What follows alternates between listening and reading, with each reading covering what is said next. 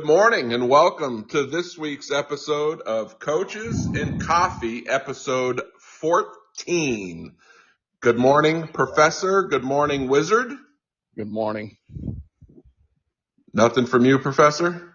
I got back from a concert at 12 o'clock last night. I'm still fucking smoked. That's right. You went to the Fish concert last night, didn't you? It wasn't Fish, but it was rough. All right. But wait, so welcome the real person. I'm gonna. So as we said last week on the podcast, we were going to start a new episode or a new segment of the episode this week where we got some coaches lined up to join us. And our first coach joining us, 3-time state champ, believe the only Class M state champ for Littleton as a player in '90, Coach Trevor Howard. Welcome.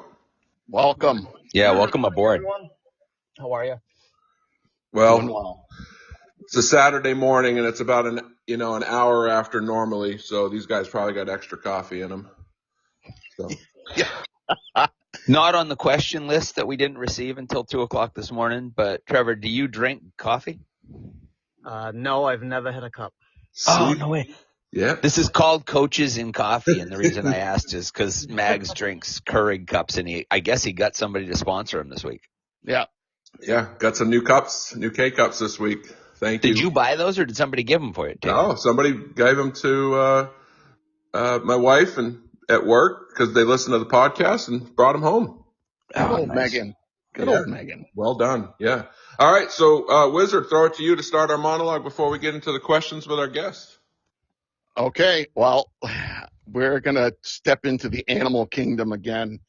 Just for all of you that don't know, hummingbirds will start their migration south from all over the northern hemisphere. And it would be nice if some of you lazy bastards would put out some sugared water for them, use a 4-to-1 mixture, and give those little bastards something to drink when they're headed south. Wouldn't it be awesome if they headed south during the maple season and they could just drink out of the sap buckets? Yeah. That'd be kind of oxymoron. I'm not an oxymoron. That'd be kind of reverse because they'd be heading into the winter in the southern hemisphere then, right? So. My turn? Yeah. Or are we going to let Trevor go? No, go ahead. I was going to do a not very serious one, but 17 years ago yesterday, one of my very favorite AAU parents passed away, and I just want to shout out to her. And that reminded me that around 23 years ago, one of my favorite basketball players to watch and coach against, even though she whooped my butt every time, Christine Perry, passed away. And what I can't believe is that was 23 years ago. I was sitting at a concert last night with my daughter, and we were talking about the last time we were up there to watch a concert. We're all like, oh, that was last year, and it was 3 years ago. So take a moment to just appreciate how fast time goes by and who you miss along the way. Well said. So my brief comment is about this lawsuit with the NCAA and these graduates that have left, and if you're not following it, but basically there's like 30-something athletes that has a lawsuit to come back for a 5th year, and some of them are in training camps right now in the NFL. Some of them have signed a contract, and basically if they don't make the team, they want to be able to come back to college, which starts a week from today, games.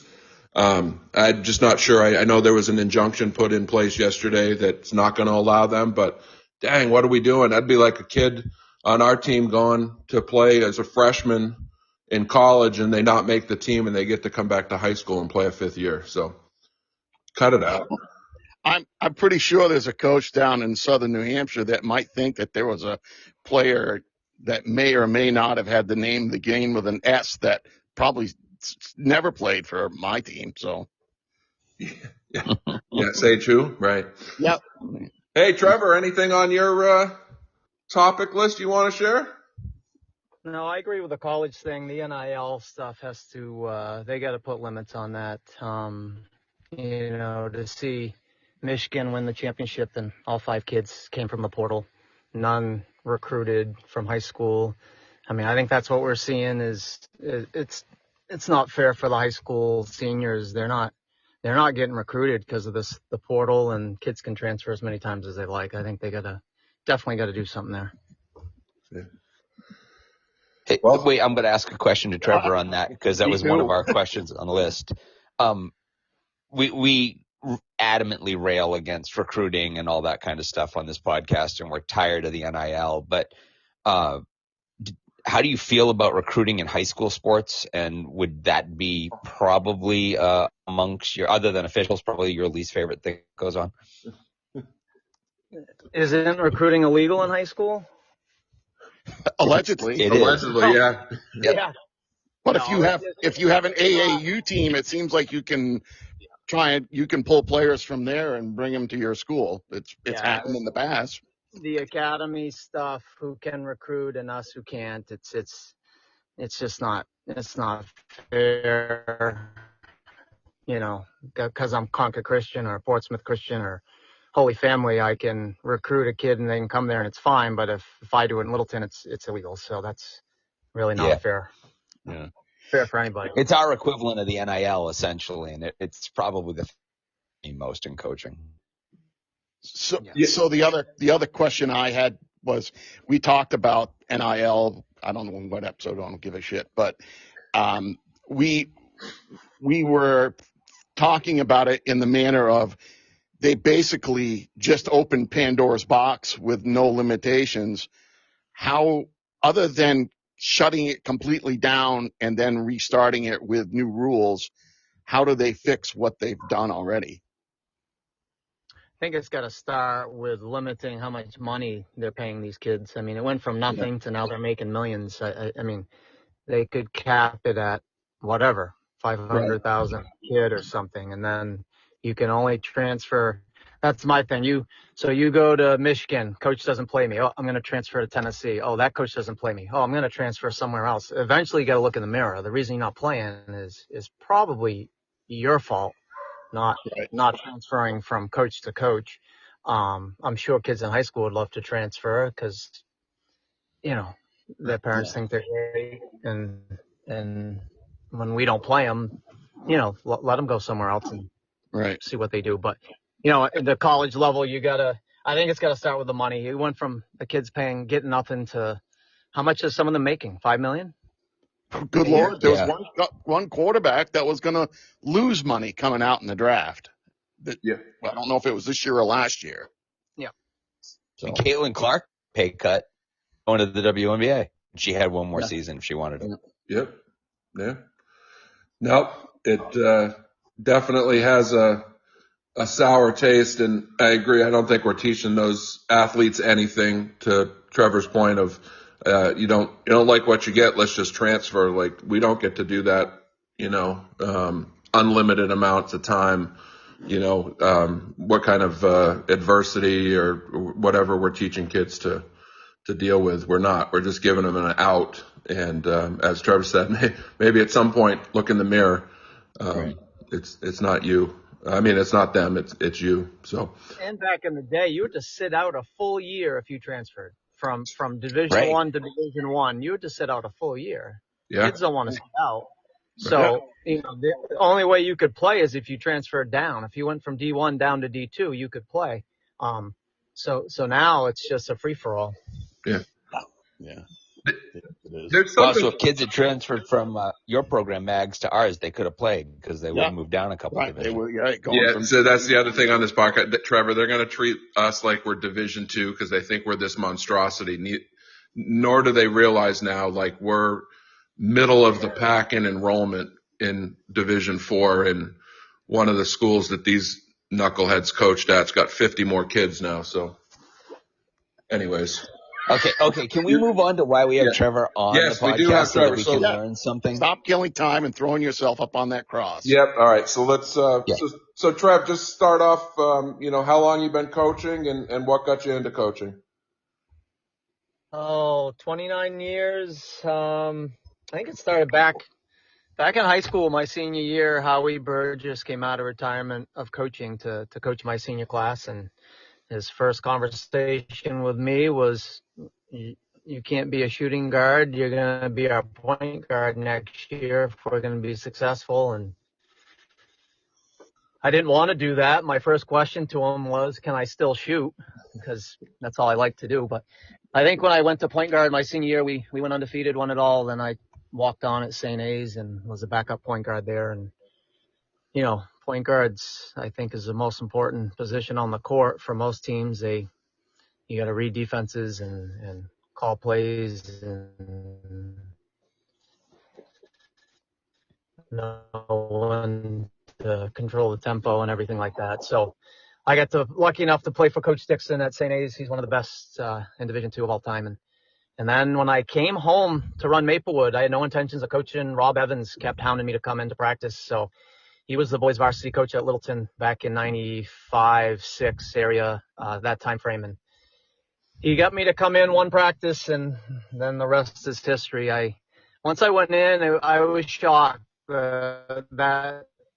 That team he had, they were very respectful. They listened to everything I said, and I thought it was going to be opposite. I'd just go in there and waste my time, and it was opposite. Good group of boys. So I helped Rob Evans for 2 years. The second year helping him, we made it to the finals, lost to Co-Brown, and then he got a teaching job down in Mass, and he called me up and wanted me to take the program over. I was way too young, and I decided to do it anyway, and been there ever since. Yeah. Now, in your thought on how initially you came in that long ago and through the years, what's the biggest change, biggest hurdle that you've seen in your time coaching?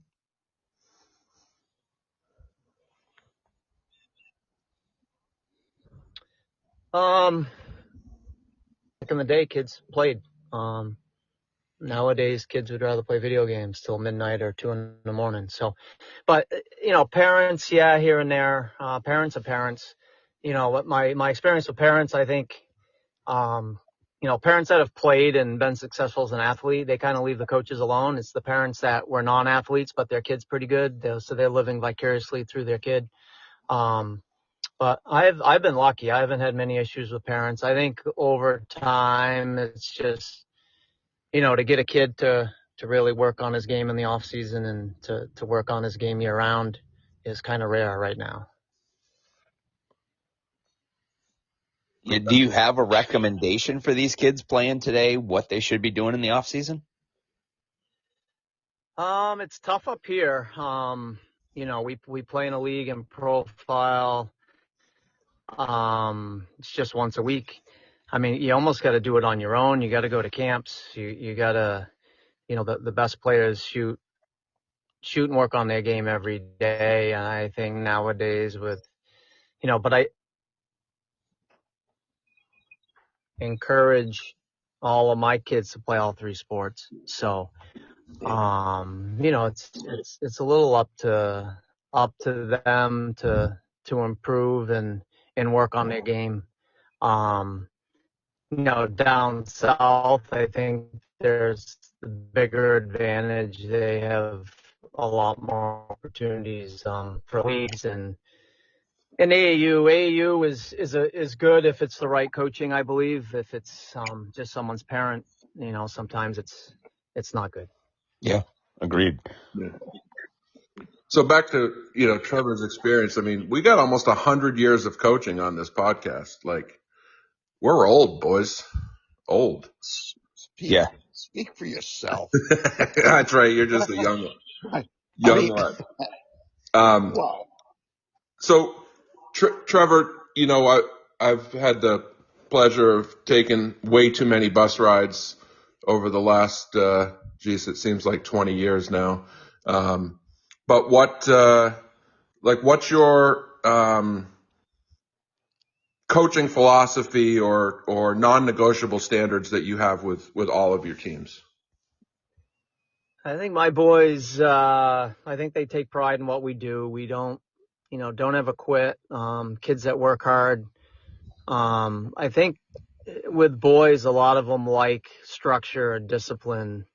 They like being part of the team and, taking pride in what we do. And, my program's been lucky enough to be successful for a long time. So, everywhere we go, every gym we go, we have a bullseye on our back, and we're going to get the other team's best, which is good.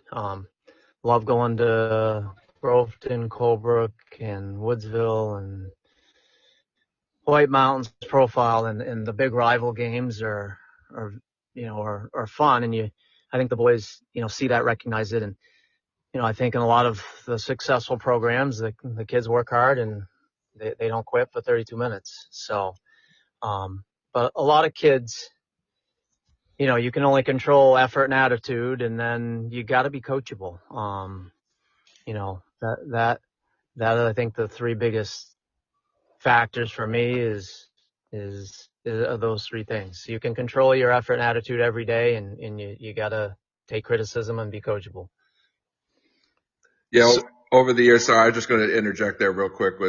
Over the years, I wish I was a fly on the wall in some of Coach Howard's halftime speeches, because his teams come out in the second half and it's a complete opposite of how they played in the first half. And so I think we've joked on here sometimes too about, like, parents or fans will say, "What'd you say to him at halftime?" Well, some of it you can't repeat, but some of it's really simple. It's just like, do what you're capable of doing, and you're not doing that. So anyways, I think Trev's done an outstanding job of his teams adjusting, and, getting the most out of kids. That's the reason why his program is so successful. Sorry, Wizard, go ahead. Trevor, how has the information age via the internet affected scouting and those things for you?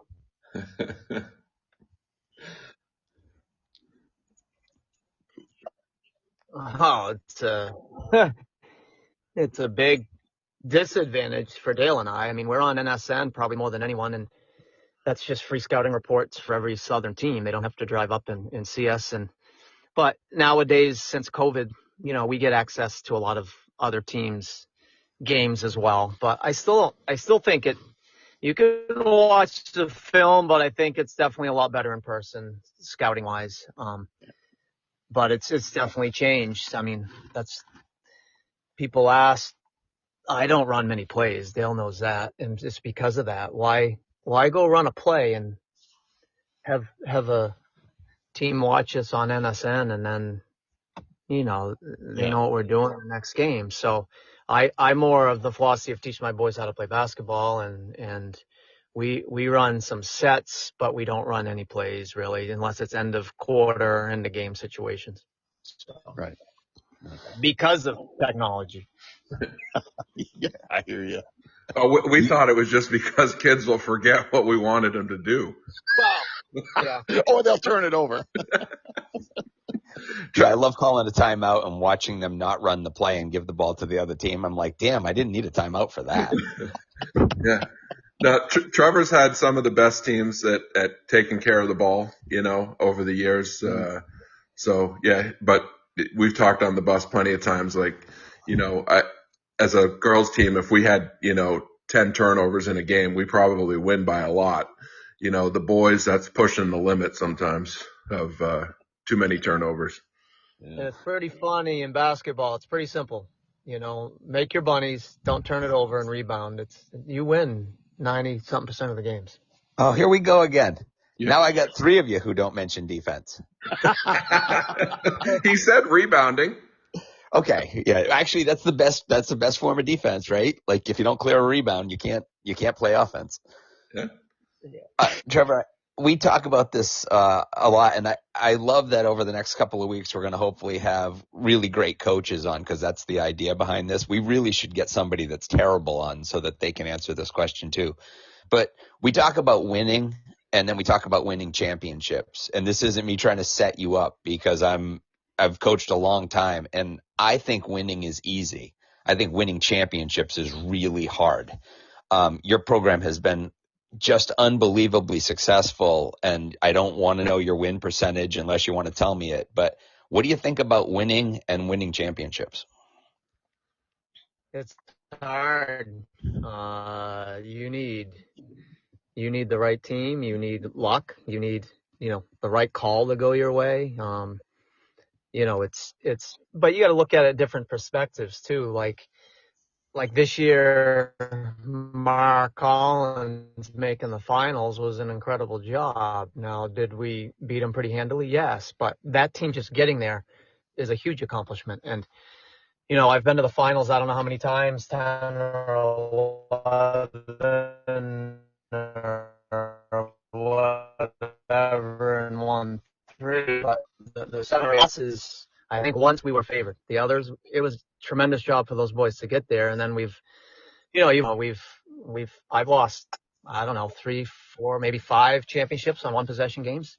Yeah, So it's crazy. it's, 2 years ago, a total rebuild team. We make it to the finals. If Sam Reggie doesn't foul out, we got a good chance of beating Woodsville. We almost did without him in overtime there. And so it's very difficult, injuries. I mean, I don't want to hear other teams with injuries. I've probably had the most injuries of any program in a championship run or trying to win a championship, from Danny Kopkowski to Landon Lord to Marcus Hampson just barely. It's you need luck. You need calls to go your way. You need, you can't control some of your better players playing well under that type of pressure, and that's what parents don't understand. It's hard. It's hard. It's hard. And every loss, I blame myself, and the 3 wins are the boys. Thank you for saying that. And either you've listened to our podcast or we all have that same philosophy. Yeah. Yep. Nope. Coaches lose the games and players win games, as we've said before. You can't win a championship if you're not there. And I've witnessed, some of Trevor's teams. Like, I've thought back and look at some of the teams that he got to a finals with, and it's like, okay, who else is going to do that with that group of kids? They probably didn't, they deserve to be there, but they weren't expected to be there. And yeah, he's had some of the toughest luck, from back when I first remember, Charlie Hepburn getting, or fouling out with like 7 minutes to go in a championship game on a bogus call in the backcourt, on a defensive rebound, and you lose the game. Who called those 2 fouls?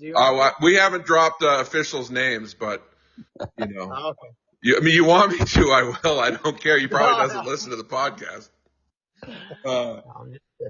But yeah, I mean, those are the things. Like, and Trevor's right. Like, his injuries. I mean, and it's always been a starter for him, or like his 6th man. And it's not like, one of his players got injured. I think was it the day before the next playoff game.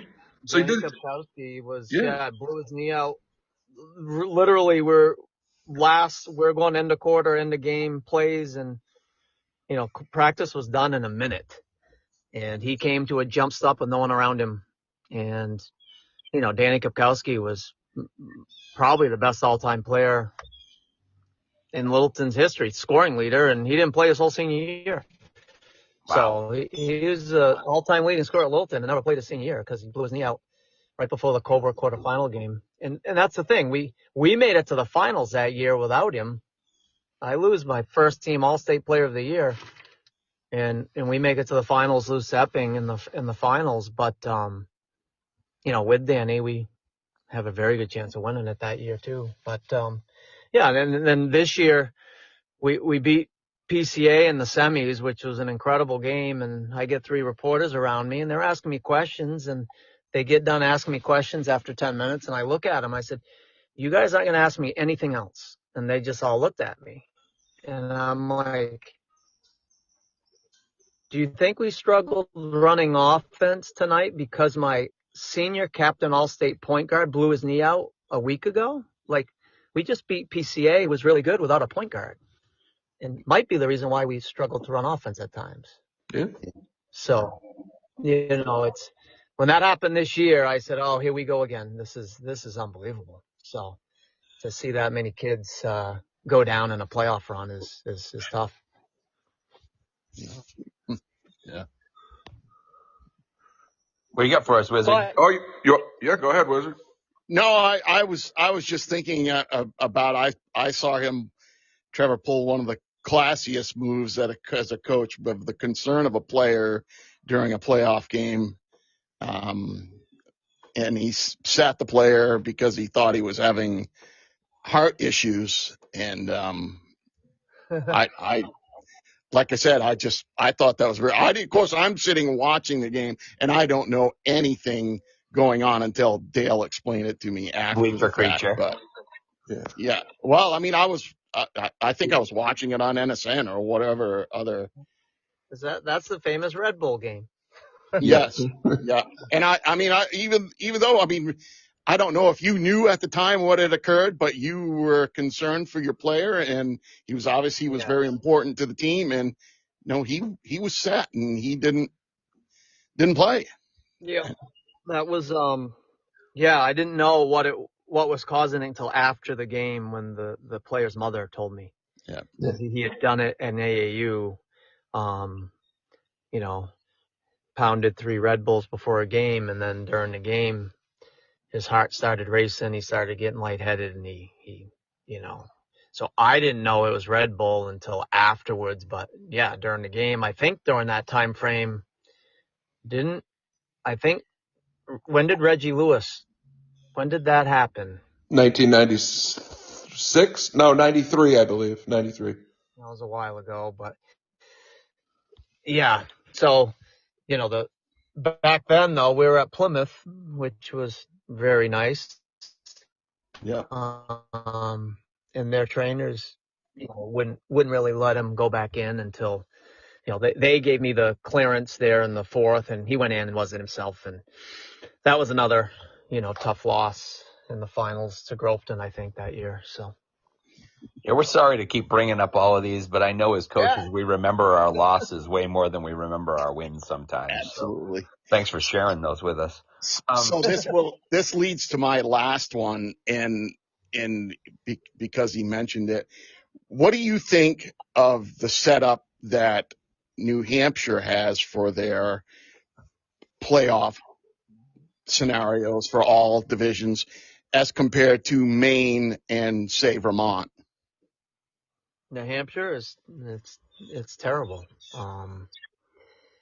Something's got to be done. Dale is making a push we've gone from, back when we started coaching, quarterfinals was at Plymouth. We were at a college gym. All you got to do is get to the quarters, and then they took that away from us. Then it was semis and finals. All right, got to get to the semis to get to Plymouth, and now it's just the finals. And to have Dale girls play at White Mountain Regional High School in the semifinals is a complete embarrassment for the state of New Hampshire.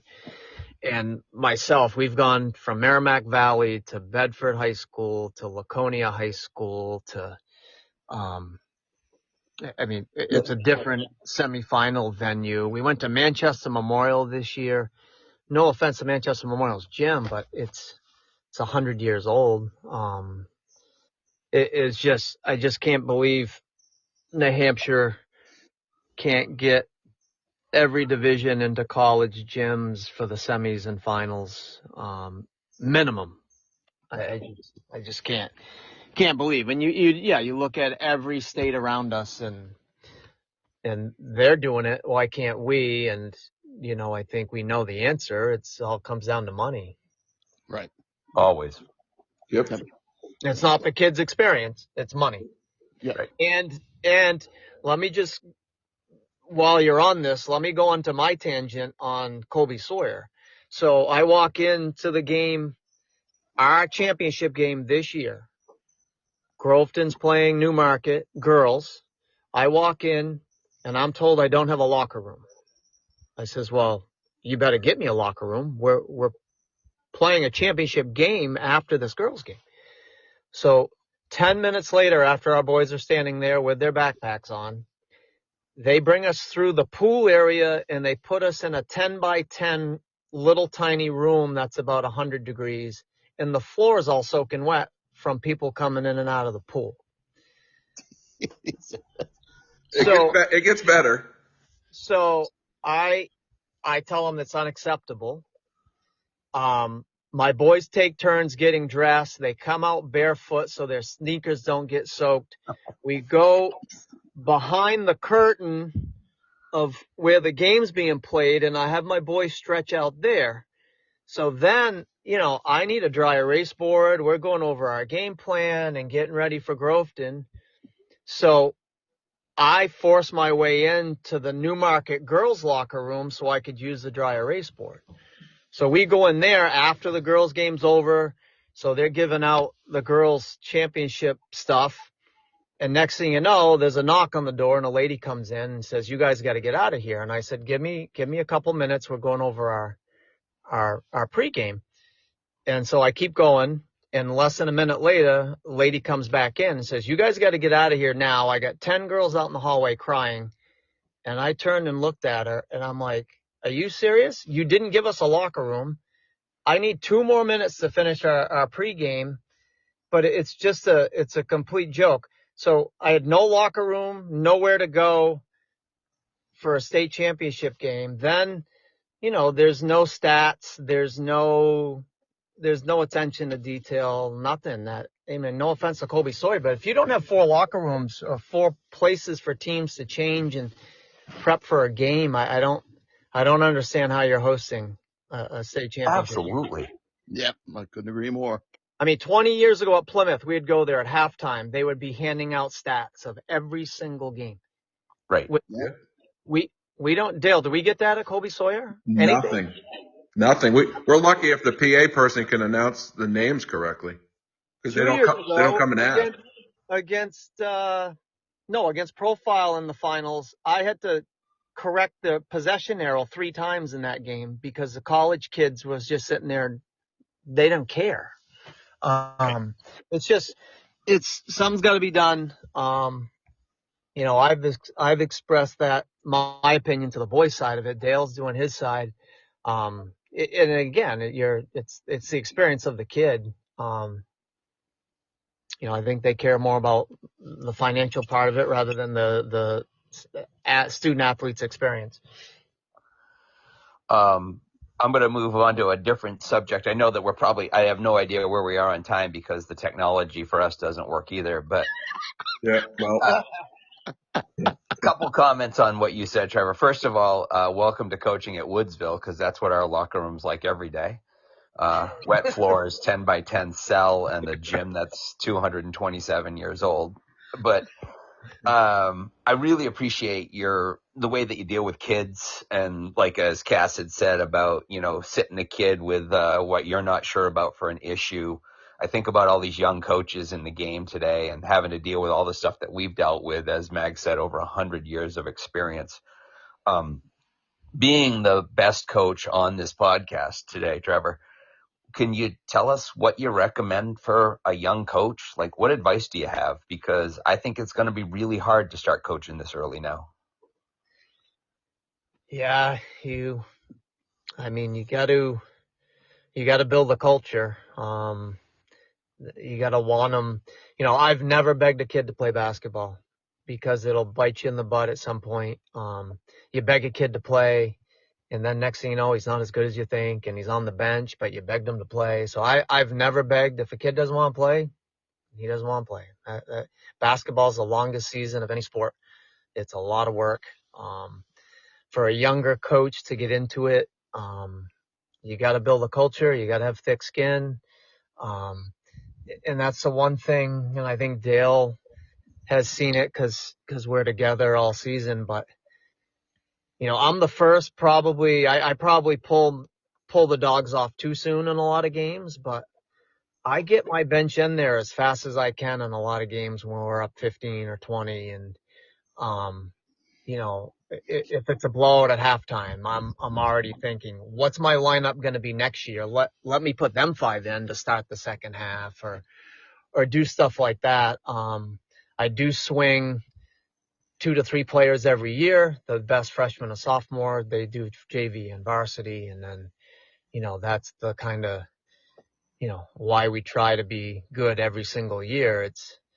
And I've played against a lot of teams where we're up 30. I got the end of my bench in, and that other team still has their senior star in there scoring 30 points a game in garbage time. And that probably bothers me more than anything, because that's why your team isn't good. You got freshmen on the bench, should be playing. You're still playing your guy so he can get his points and so he can get his 1,000th point or whatever they're doing. And there's a reason why some programs are good, and there's reasons why some programs are not good. And, I'm not a believer in leaving my best player in to score 50 in a game. That's never going to happen against, a not good team. So, it's tough. It's tough for a young kid. I think winning, parents really can't say much when you win. But as soon as you start losing, that's when all the stuff happens. If you look at programs that have troubles, it's, once you're losing, why isn't my kid playing? The kids you're playing must not be good because you're not winning. So, it's tough. It's tough. But, I think I'll keep doing it. I'll never get done because of lack of talent. I'll get done because of work, probably.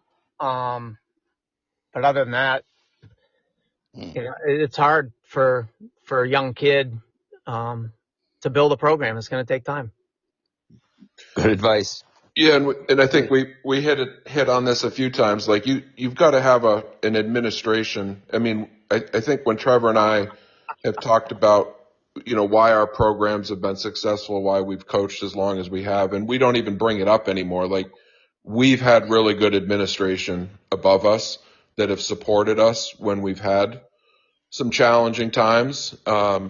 And I think that's, one of the challenges of a new coach today. Like they've got to be given a chance to be successful. You can't change a culture. You can't put a system in 1 or 2 years. And usually speaking, the mediocrity of other schools, the one common thing is a revolving door at the coaching position. So. Hey, Mag, Trevor, you don't know this segment, but this is usually how much can Mags kiss up to either the administration or the officials. Do you want to get an official in there too, Mags, or are you good? Shut up. Listen, I know you haven't always had the best administration like the other three of us on this podcast, so you're welcome. I got one more question that I think is just that we put on the list, and I would love to hear Trevor's response. Like, who's the toughest opposing coach and player, doesn't have to be the same team, that you've ever had to scheme against?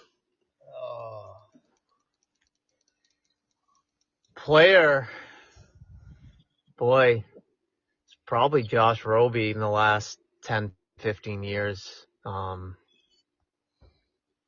Yeah, I mean, his senior year at Profile, we face guard denied him and doubled him and did whatever, and he scored 40-something on us. And senior night, I walked out of the gym and I turned to Charlie, my assistant, and I'm like, what Roby have, 30, 34? And he turned and said, no, I think he had 49. I couldn't believe it. So player-wise, Josh was – but the reason Josh was good, he never stopped moving. He just kept working to get open, and the kid put the time in to be that good. Ryan Walker's tough to defend and scheme against, because when we played against Ryan, you can't press him. He can break it himself, and, you got to get the ball out of his hands to deny him, so he was hard to defend. Coaching wise Buddy back in the day, you had to be ready to go up in Colebrook, and they would go full court. And if you dribbled with your head down up the sidelines, you were all done. He was more like havoc for 32 minutes. The more turnovers and sloppy, it was just, some of those games were pretty fun. Mark's back in the day of his patented press into his zones you'd have to prepare for. And then, recently it's been Jamie with his his man defense, forcing you left and doubling you, and Dale, you got to experience that this year, and Yeah. So those are the ones that stick out. Kids here and there, the big Hazleton kid at White Mountains there his senior year, he finally decided to stay under the hoop, and I think he had 34 and 21 on us both games that we played him, because my biggest kid was maybe 6'1" and 150 pounds. So, but Yeah. Sometimes you just been. can't get a rebound if you don't have height. No, I remember at halftime of that game, I said, all right, our only chance is to steal it before they throw it into them. So that's all we did. And we went from down 20 to cut it to 5 or 6. We almost did it, but no, other than that, those are the three coaches that stick in my head of, trying to game plan against them. So. Well, you walked right into the reason that we have you on, which is some listeners' comment. Chris, was it Chris Mags? Which one? What's the comment about the North Country and the? Oh yes, Paca. I mean, you just named those programs, and I think it's kind of the same in the girls too. It's just this devotion to great coaching and great playing, and it's those four schools all the time. Yeah. So, thanks for answering the listeners' questions. Yeah. Awesome. That's the best way, as we talked about trying to answer Parker's question, was just bringing some coaches on and letting them hear a different perspective. But 3 Hall of Fame coaches there, or not all Hall of Fame yet, but will be, and Trevor deserves to be right there with them when the time comes. But one of the best games that I watched of Trevor's kids was in Colebrook in the quarterfinals, and I think I was standing as far back on the stage as I could because there was no seats, and thank God I'm 6'4", so I could see over a lot of people. But heck of a game up there, and was that when Brammer drained a bunch of threes, Dale? Yes, it was. Yes, you were the 8 seed, I believe. Yeah. We've struggled as a girls program. Everybody knows we go up there and usually get our butts kicked. And then we come down to our place and we got a little more space to work with. And, it's just so tough to replicate. The Wizards, patented full court, triple team the ball, every time somebody got it was like, well, if you get beat, you only got to run 25 feet and you're back on defense. So, the shoebox. The shoebox is right. Yeah. D2, D4, man. It's hard.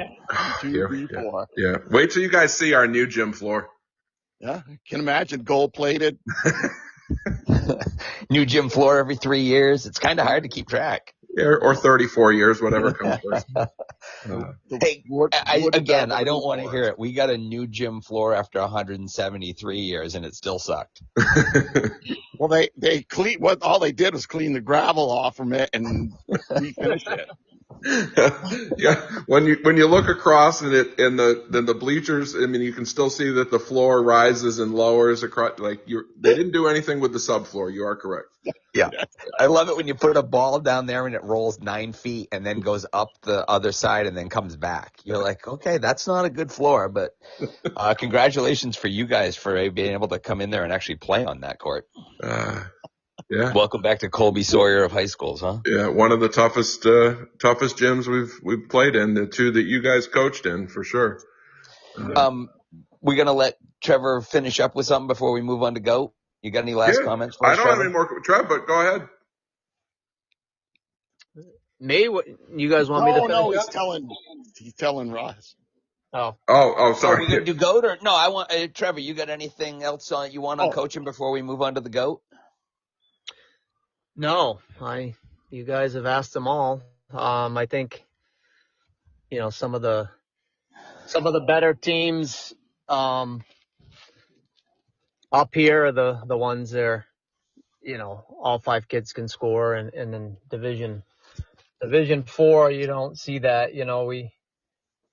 Every every good coach, I think younger coaches, you try to take away the other team's best players, and that's what we all try to do. But no, I appreciate you guys having me on, and I will enjoy listening to you guys every week.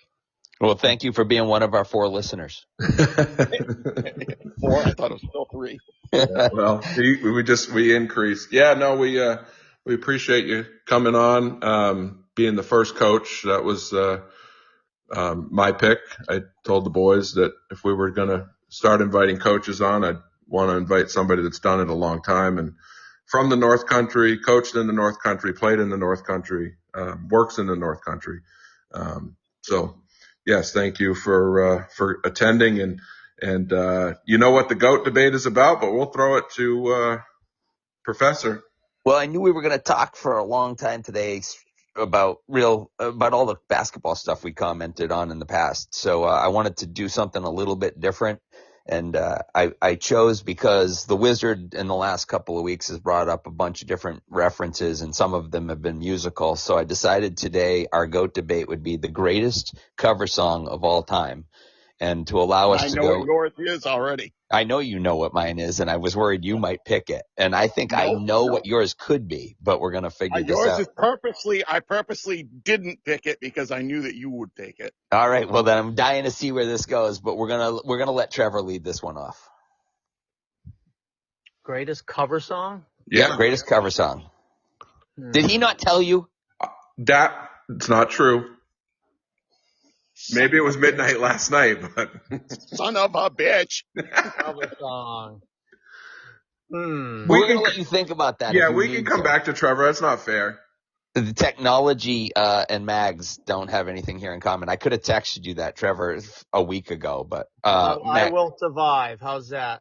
By Cake? Yes. Oh, what a good pick. Good, see? Look at that. That's so funny. I asked my wife that, and she's like, that is the worst cover of all time. But I love that cover. What do you got, Mags? Oh, I'm going with Knocking on Heaven's Door. GNR? Yeah. Well, I mean, it was originally, as we joke on here about our intro music, Bob Dylan, but, you know. No, I mean, I meant the cover. Yes. But I'm just saying, yeah, Guns N' Roses. Yeah, since my daughter's named Dylan, I'm pretty sure I knew the original. Yeah. Oh, thanks. Anyways. You go first. You go. Well, we're going to stay right in that same vein of Bob Dylan, but we're going to go with Jimi Hendrix's All Along the Watchtower. All Along the Watchtower. Wow. Okay. Yeah. And are you going Johnny Cash here, or what are you doing here, Wizard? Yes, I am. Hurt? Johnny Cash, Hurt. Yep. Again, listeners don't realize how old you two are, so, Hurt isn't that old. Hurt was after you, Mags. Trent Reznor wrote the song. Yeah. I mean, come on, 9 Inch Nails wasn't 1953. Right. Oh, goodness. All right, well, does that conclude? Wizard, you got our normal words of wisdom? Yeah, I do not have any sort of thing to add to. All I got is bear season is about 10 days away. So let it begin. And Trevor, thanks for coming on. Appreciate it. Yes, very much so, Trevor. It's great. Yeah. All right. Closing out this week's episode of Coaches and